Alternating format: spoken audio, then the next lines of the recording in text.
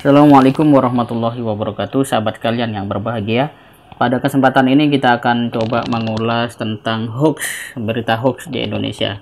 Ternyata kalau kita klik di Google hoax Indonesia, itu kita akan temukan beberapa postingan. Ini misalnya 18 April 2020, Kominfo ada 554 hoax soal COVID-19 dengan 89 tersangka. Kemudian ada cegah hoax corona COVID-19 Indonesia, mahasiswa bisa apa? Universitas Jambi, Unja, update ada 196 hoax virus corona ditemukan di Indonesia. Jadi masalah hoax di Indonesia memang menjadi bagian yang masih cukup ya katakan serius karena banyak faktor. Di antaranya ya ada kepentingan politik yang terus berbenturan, pada saat yang sama juga keinginan untuk selalu tampil seolah-olah benar, seolah-olah membela rakyat, seolah-olah saja ya begitu. Dan itu nampaknya salah satu bagian yang menyebabkan kenapa berita-berita hoax atau hal-hal yang kemudian sulit dicerna oleh nalar itu terus terjadi di negeri kita. Dan dalam konteks itu ada satu yang menarik ya, ketika saya coba buka-buka Twitter dan di sana ada sebuah ya statement lah katakan begitu dari seorang Najwa Shihab yang itu dipublish oleh Republika pada Jumat 26 Juni 2020 pukul 23.47 WIB. Judulnya Najwa Shihab .2 marak hoax karena lemahnya literasi. Jadi menurut orang yang begitu dikenal sebagai sosok ya presenter katakanlah kawakan ini, Indonesia ini masih bisa dikatakan ya darurat hoax masih banyak. Dia berpendapat bahwa karena ini budaya digital ya, banyak masyarakat yang katakanlah terseret ke budaya digital sehingga pembacaannya pun hanya terbatas pada apa yang ada di handphonenya begitu. Jadi tidak lagi membaca buku. Dia mengatakan lalu dengan cepat beralih ke budaya baca digital. Budaya baca digital memerlukan kemampuan literasi yang kuat dan masyarakat Indonesia masih rentan karena belum mampu memilih serta memilah informasi yang tepat dan sesuai kebutuhan. Ujarnya dalam webinar diselenggarakan Perpusnas mencegah hoax dalam membaca di Jakarta Jumat 26 Juni.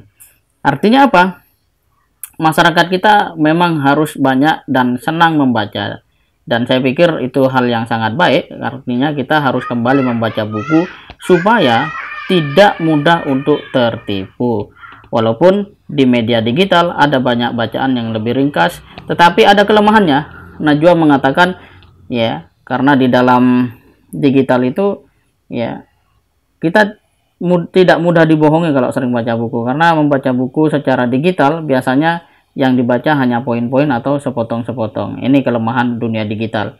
Situasi turut mempengaruhi terlebih pada saat pandemi ini yang membuat hoax tumbuh subur karena masyarakat masih sulit mencari referensi COVID-19 yang terhitung baru katanya. Jadi kalau kita lihat konteks ini sebenarnya apa yang menjadikan hoax di Indonesia laku ya, pertama masyarakat kita yang atau kita sendiri yang kurang membaca.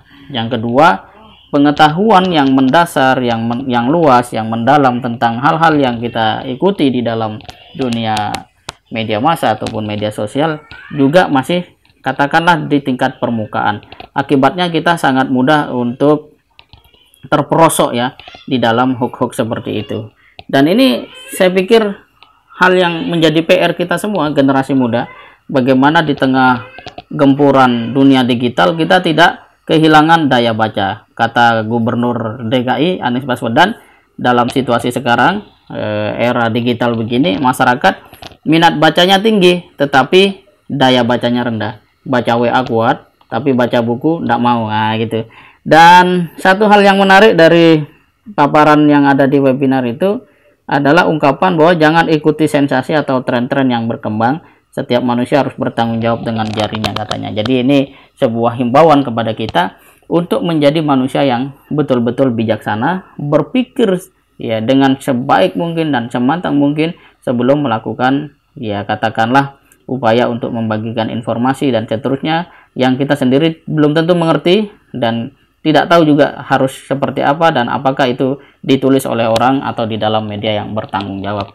Dengan demikian konklusinya sederhana, jika para pemuda di Indonesia semakin hari semakin jauh dari kemampuan atau daya baca yang baik atau yang tinggi, maka sangat mungkin kita akan terseok-seok atau bahkan terombang-ambing oleh beragam kepentingan yang menjadikan kita kehilangan kesempatan untuk berkembang menjadi manusia yang lebih baik. Karena ya, percaya hoax itu lebih buruk daripada sekedar percaya dukun.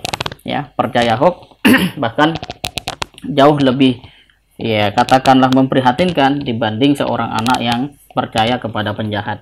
Dan ke depan, ya, gerakan untuk kemudian melek literasi harus kita tingkatkan, dan kita sendiri juga harus punya cara bagaimana lepas dari hal-hal seperti itu. Di antaranya adalah kalau kita di media sosial, maka memfollow akun yang jelas, ya, akun yang jelas namanya, orangnya ada, dan dia sebagai apa. Karena orang-orang atau akun-akun yang jelas itu biasanya bicaranya terjaga, beda yang tidak jelas. Yang kedua, media massa. Kita juga harus tahu media massa ini adalah media yang betul-betul mengedepankan objektivitas atau juga menjadi bagian dari, kalau bahasanya Rocky Gerung, brosur ya kekuasaan.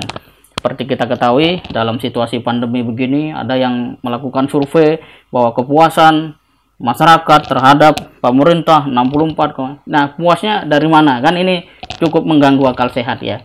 Puas apanya, terhadap apa, dan seterusnya. Pada saat yang sama, kita sama-sama ketahui bahwa pelayanan publik justru sangat tidak terkendali di masa pandemi ini. Mulai dari naiknya BPJS, iuran listrik, dan seterusnya.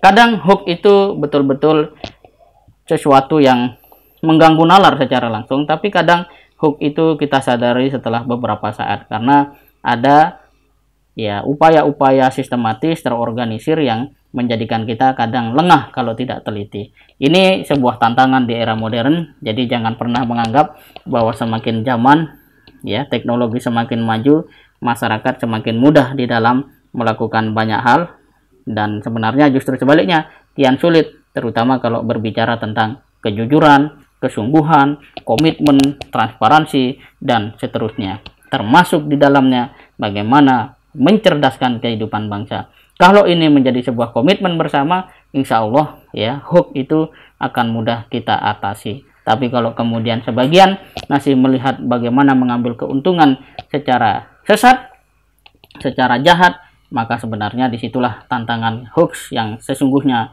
harus kita berantas bersama-sama. Saya pikir ini sahabat sekalian untuk ulasan akhir pekan, semoga bermanfaat. Assalamualaikum warahmatullahi wabarakatuh.